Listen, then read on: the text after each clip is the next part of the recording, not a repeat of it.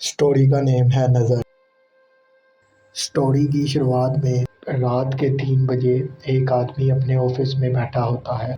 उसके टेबल पर राख से बना हुआ एक पुतला था जिसके माथे पर लाल पट्टी बंधी हुई थी। वो उस पुतले को देखकर काफ़ी ज़्यादा डर जाता है।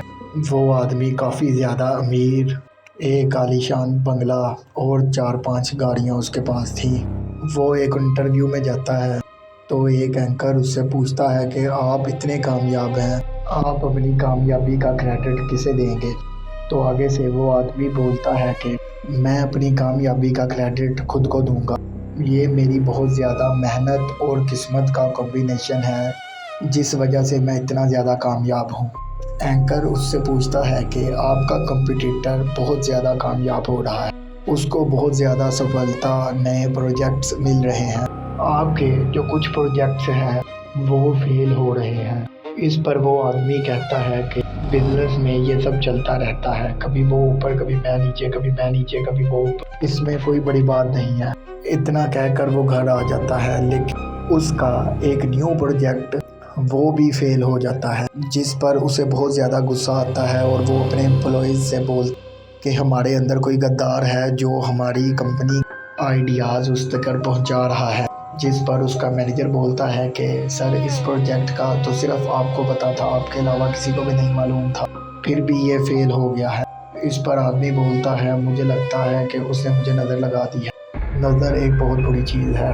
उसने मेरे कारोबार पर नज़र रखी थी क्योंकि मैं कामयाब हो रहा था, जिस वजह से उसकी नज़र मुझे लग गई है। उसको बहुत ज़्यादा गुस्सा आता है क्योंकि उसका कॉम्पिटिटर जो था उसके प्रोजेक्ट्स आए दिन कामयाब हो रहे थे। वो घर जाते हुए गाड़ी में अपने ड्राइवर से पूछता है कि क्या तुम नज़र पर यकीन रखते हो।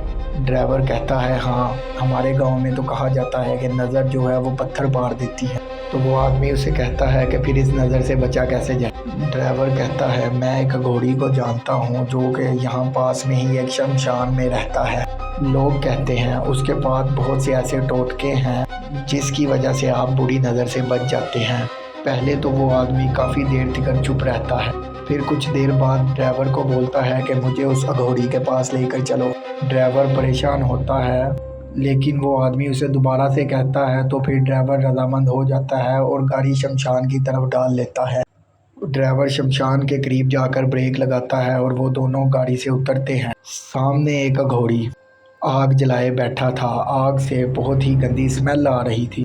अघोरी के पूरे जिस्म पर राख लगी हुई थी। ये आदमी अघोरी के करीब जाता है। जब अघोरी इसे देखता है, पास पड़ी एक जलती मशाल इसकी तरफ कर देता है। आदमी बिल्कुल भी नहीं डरता, वहीं खड़ा रहता है। अघोरी उससे पूछता है कि तुम यहाँ क्यों आए हो। वो अघोरी को कहता है बाबा, मुझे आपकी मदद चाहिए। अघोरी बोलता है तुझे मदद नहीं, तुझे बदला चाहिए। आदमी बहुत ज़्यादा चौंक जाता है। फिर अघोरी जलती मशाल की राख और मिट्टी को इकट्ठा करके एक पुतला बनाता है, नज़र का पुतला। वो इसे नज़र का पुतला बना कर देता है। अघोरी कहता है जिसे तुम बर्बाद करना चाहते हो उसकी फ़ोटो इस पुतले पर लगा दो और 3-4 सुइयाँ चुबो देना। हाँ, लेकिन उसके बाद ये पुतला तुम्हें भी डराने की कोशिश करेगा। अगर तुम डर गए तो ये सारा खेल उल्टा हो जाएगा, और अगर तुम ना डरे तो वो आदमी बर्बाद हो जाए, उसकी किस्मत ख़त्म हो जाएगी, उसके घर पर बदकिस्मती दस्तक देगी। ये सुनकर आदमी बड़ा खुश होता है, पुतला बाबा से लेता है और उस पुतले में 4-5 सुइयाँ चबोकर अपने कॉम्पिटिटर की तस्वीर उस पुतले पर लगा देता है।